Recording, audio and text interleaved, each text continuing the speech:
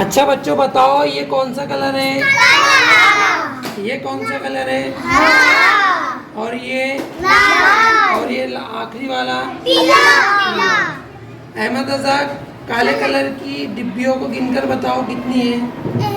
1 2 3 4 5 और ये 5 हसनैन, तुम हरे कलर की डिब्बियों को गिन के बताओ कितनी डिब्बियाँ है?